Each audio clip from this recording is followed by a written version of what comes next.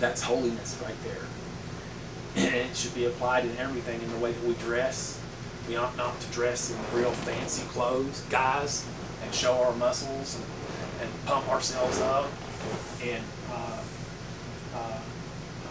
be showy like that.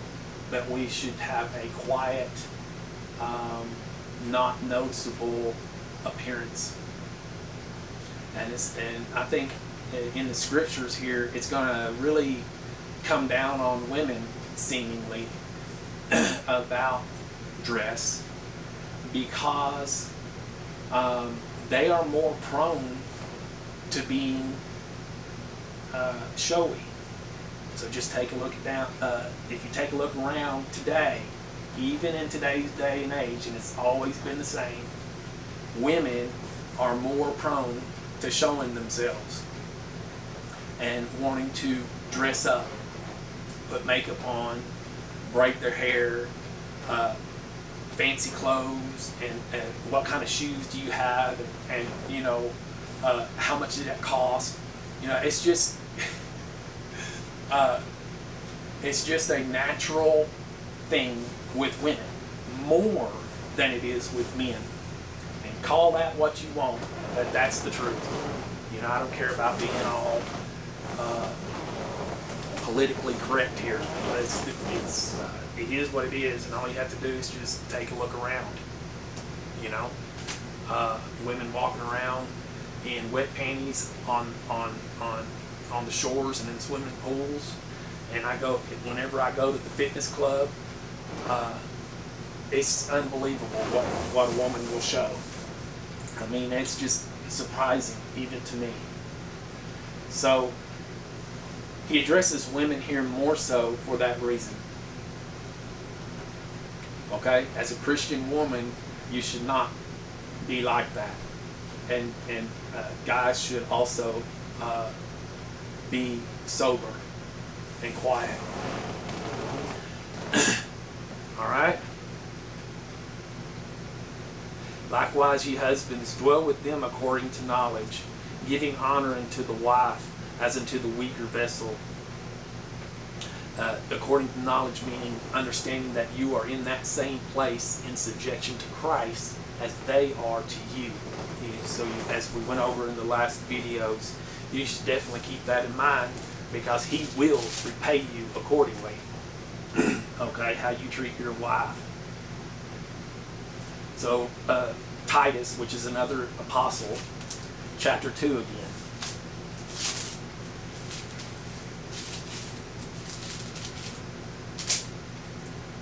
Chapter 2, 1 through 8.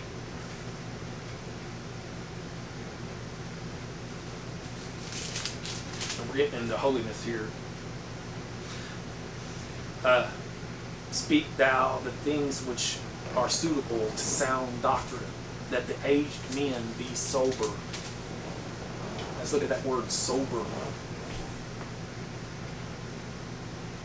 Means serious, sedate, earnestly thoughtful in character, subdued in tone or color.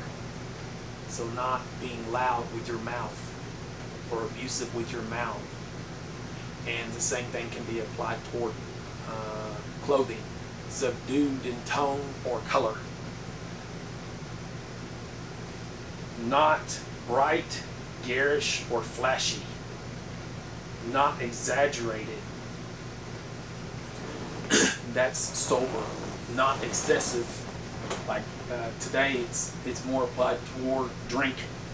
You're not supposed to be excessive about the way that you drink, the way that you eat, the way that you talk, the way that you dress.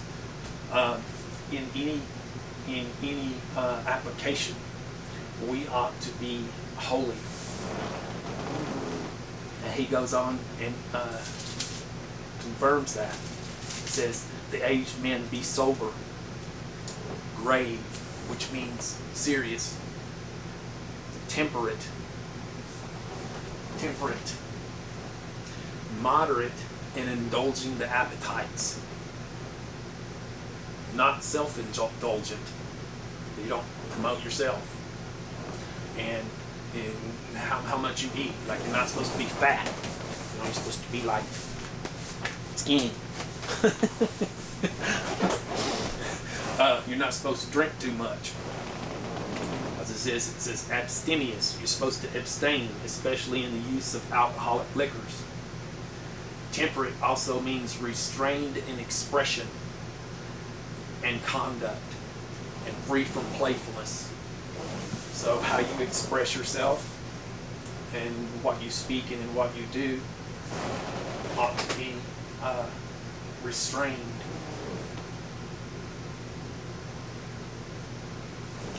Humble.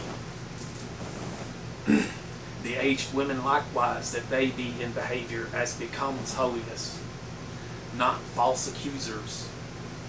So don't accuse somebody of something or judge somebody when you don't really know whether it's true or not. And even if you know that it's true, most likely it's better left unsaid. You know, don't be talking about people. That's one of the worst things, that the most destructive things between people and peace between people is going around and just talking bad about people. You know? There's an old saying that says, if you can't say something nice about somebody, just don't say anything at all. And that includes authority figures like Obama, you know, or Trump, you know, or your employer, you know, you don't speak evil of one another. That's why it says in Titus chapter 3, put them in mind to be subject to principalities and powers, and to obey magistrates, and to speak evil of no man, but to be no brawlers, like fighters, but to be gentle, showing all humility and meekness unto all men. Meekness means harmlessness. So guys, we're supposed to be meek and harmless. And that is a complete self-denial of a man, that they can't react to somebody being violent toward them. So a man can't be a man, and a woman can't be a woman in Christianity. So toward your wife, you can't be abusive and you can't be violent. Even if you have a non-Christian wife who is violent towards you, you can't react to her or abuse her. So it's very important to watch who you marry if you decide to get married. Very, very important.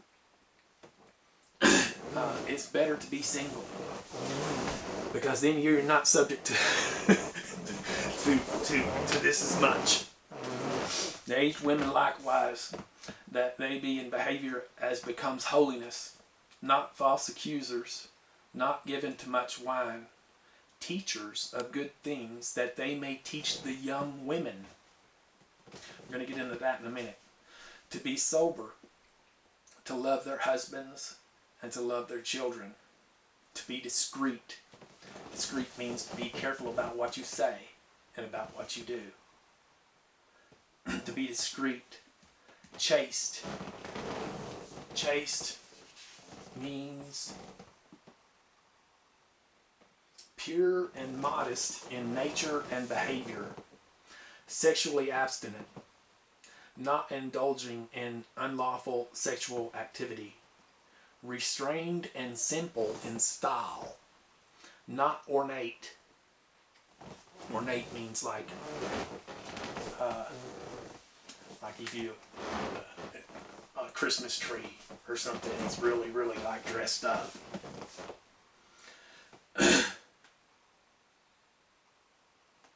Keepers at home, good, obedient to their own husbands, that the word of God be not blasphemed. Young men likewise exhort to be sober-minded, in all things showing yourself a pattern of good works. Alrighty. So when it comes to subjection, it's pretty strict. First Timothy chapter 2. 1 Timothy chapter 2.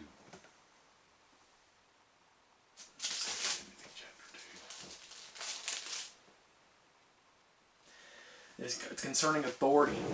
I exhort, therefore, first of all, prayers, intercedings, and giving of thanks be made for all men, for kings and all that are in authority, that we may lead a quiet, there's that word quiet again, and peaceable life in all holiness and honesty. So we can pray for our government, that for the peace of America, and that we ourselves as Christians can live in peace and holiness without them interfering with us. We should not be involved in trying to make laws, but we can pray for them. Okay? I will therefore that men pray everywhere, lifting up holy hands, without wrath and without doubting. You lift up your holy hands, it's humility there for a guy for some reason. In like manner also that women dress themselves in modest apparel, with shamefacedness and sobriety, not with braided hair, or gold, or pearls, or costly array, but which becomes women professing holiness with good works. So you clothe yourself with good works. Let the woman learn in silence with all subjection. So quiet, the word quiet. Let the woman learn in quietness with all subjection. Now he says later on, right here, in Timothy 3:3, or 3:13. So it's 1 Timothy chapter 3, verse 13. He's talking about when people are coming to church and in a church setting here, in a solemn assembly, that women in that setting, as we'll see in other scriptures, that they are not to speak in the church. And if you look at that in being in subjection to authority, that we are not to answer again to authority. We are not to give our opinion on how the government should be run, or how the business that we work for should do things. Even though we might disagree, we are to keep our opinion to ourselves and to be quiet. And if we have a wife that is an unbeliever and out of control, we are to try to be quiet about that. If we have a husband that is out of control, that as a woman particularly, more so, that as it said in 1 Peter chapter 2, that they may, without the word, be won by the conversation of the wives. So conversation means more than, speech. It's an act. And without the word, because you're not to really correct your husband any more than I'm to correct the government, or an employee is to correct an employer. You can just show by your actions your faithfulness, and remember that God is the judge, and He sees and He knows what's right, and everything's going to be brought to light one way or another at some time. And in just a mere 50 years, maybe, your life will be over. If you can bear with it in faith and conscience toward God, enduring grief, suffering wrongfully, then your reward will be very great. And this world's going to destroy itself, and it's destined to be destroyed, consumed with fire. So he says in 1 Timothy chapter 2, verse 11, let the woman learn in silence, in quietness, with all subjection. But I suffer not a woman to teach, nor to usurp authority over the man, but to be in quietness.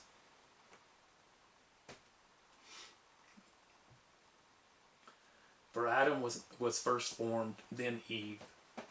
And Adam was not deceived, but the woman being deceived was in the transgression. Nevertheless, she shall be saved in childbearing, if they continue in faith and love and holiness with sobriety. And it's not necessarily has to be childbearing, but in good works. Okay, that's why it says in chapter 3 here, if a man desire the office of a bishop, he desires a good work. And it gives the qualifications of bishops. But my little light there on the camcorder is blinking.